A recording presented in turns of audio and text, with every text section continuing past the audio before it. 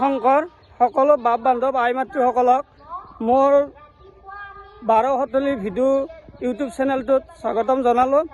আজি ভাদ মাহৰ 7 দিনা ভাগৱত পাঠৰ আজি 6ঠ দিন, সেইকাৰণে মই আজি নামঘৰত আহিলোঁ। অলপ ভিডিঅ'টো আপোনালোকে শেষলৈকে চাব। জয় গুৰু শংকৰ কৃষ্ণ, জয় গুৰু শংকৰ।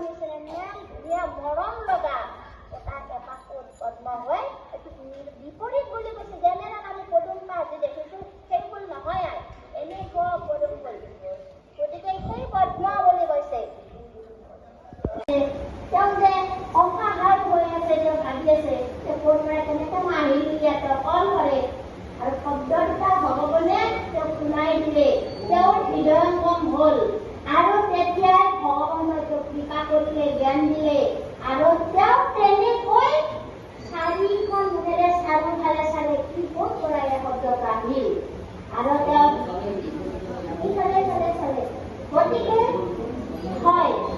গতিকে তেওঁ চাই তেনেকৈ হাজাৰ বছৰ এই টক টক শব্দটো তেওঁ ভাবিলে নিশ্চয় মই তপস্যা কৰিব লাগে ঈশ্বৰ কৃষ্ণ ভগৱন্তক মই তপস্যা কৰিব লাগে এইবুলি ভাবি সেই টক টক শব্দটোৰ পৰাই তেওঁ ভগৱন্তৰ কৃপাৰ বলত সেই তপস্যাটো মনলৈ আহিল আৰু হাজাৰ বছৰ তেওঁ ঈশ্বৰক তপস্যা কৰি থাকিল। কৃষ্ণ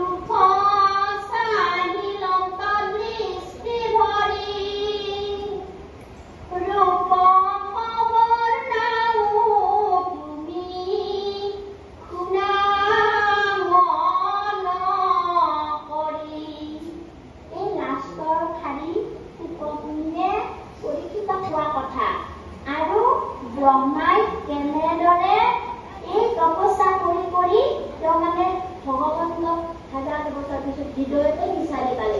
গতিকে বৈকুণ্ঠলৈ গলো আৰু বিচাৰি নাম ক'ত পালো, হৃদয়তে পালো বুলি কৈছিল। গতিকে নাম আৰু ক'তো নাথাকে, ঈশ্বৰৰ নাম এই হৃদয়তে থাকে আৰু আমি এই হৃদয়তে ঈশ্বৰক বিচাৰি পাওঁ, আমি চাৰিওফালে বিচাৰিলে নাপাওঁ।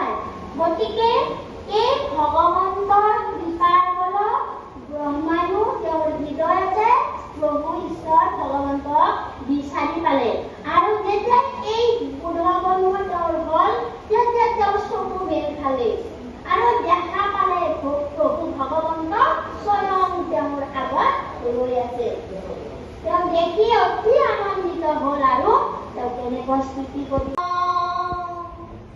গতিকে কৰ্মৰ ভিতৰত মানে কি কৰিছে, তাৰ কোনাত বহুৱাই লোৱাৰ নিচিনাকৈ ভগৱন্ত মানে ব্ৰহ্মা আঁকোৱালি লৈছিল।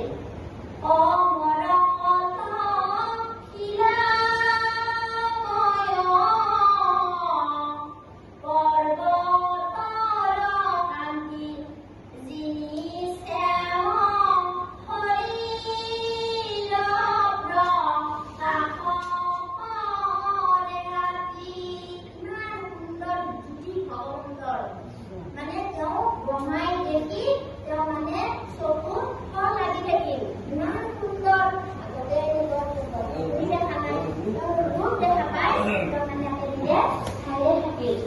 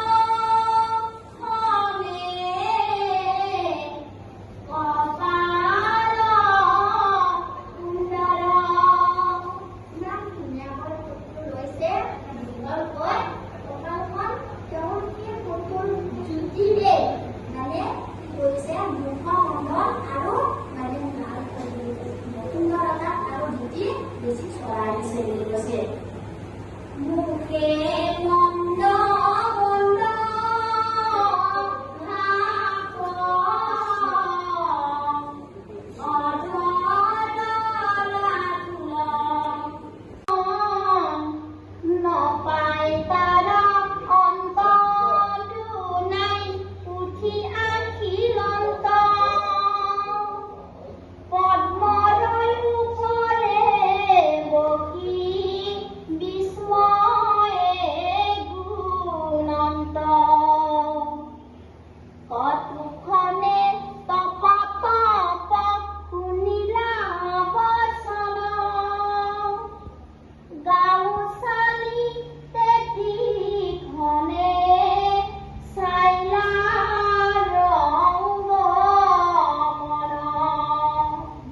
ঠিক তেনেতে তেওঁ যেতিয়া সেই নালিডালত বিচাৰি নাপালে, একোৱে নাপালে সন্ধান, তেওঁ পুনৰ আকৌ সেই চৌকাটোলৈ উভতি আহিল, আকৌ তাতে বহি ল'লে।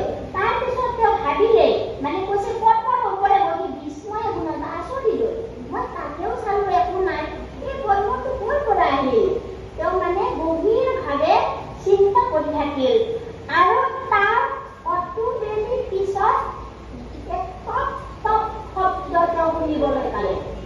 ক'ৰ পৰা আহিছে তেওঁ একো নাজানে, খালি আমি যেনেদৰে ধৰক শুই আছো, বৰষুণৰ পানী পৰিছে ক'ৰবাত, মানে চালিৰ পৰা কিবা এটা পাত্ৰ আছিল হয়তো নাজানো, তাতে পৰিল পানী, টপ টপ শব্দ, কিন্তু দেখা না শব্দটো শুনিছো। আমি গম পাওঁ নিশ্চয় এতে কোনোবা কিবা এটা বাচন আছে, তাতে পানীটো পৰি এনেকুৱা শব্দ হৈছে।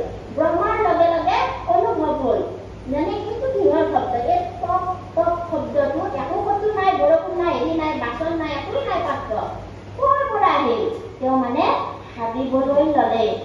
আৰু তেওঁ তেতিয়া গাটো অকণমান শিহৰি উঠিছিল, তেওঁ অলপ আনন্দিত হৈছে, নিশ্চয় কিবা এটা মই অনুসন্ধান নিশ্চয় পাম, এটা শব্দ যাতে মই শুনিছো, ইয়াৰ অন্তৰালত কিবা নহয় কিবা নিশ্চয় আছে, এইবুলি তেওঁ ভাবি ল'লে।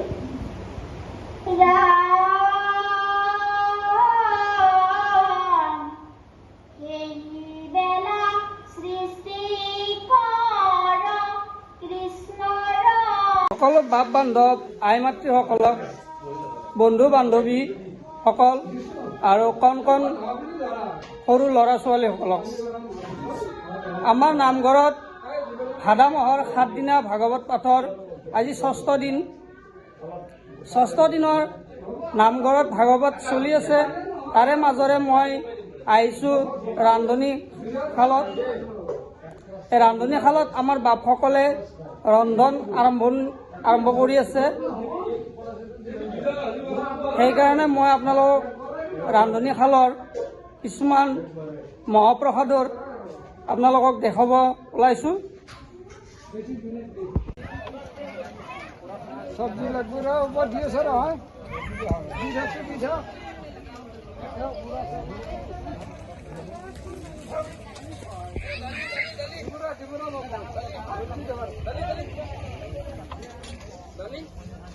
দালি পনীৰ দালি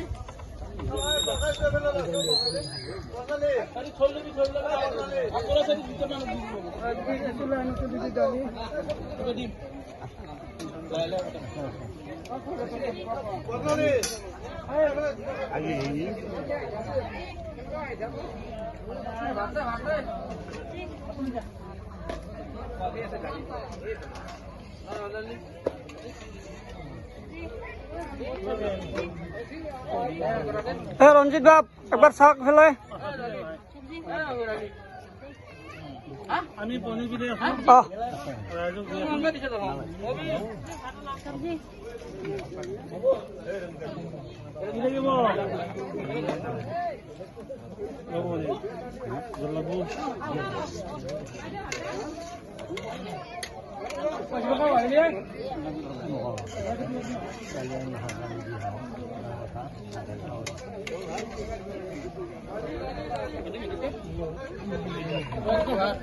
আমার বাপ পরীক্ষিত বাপ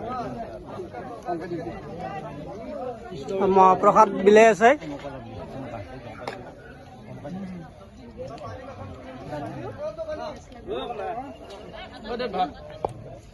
আমার শান্তনু বাপ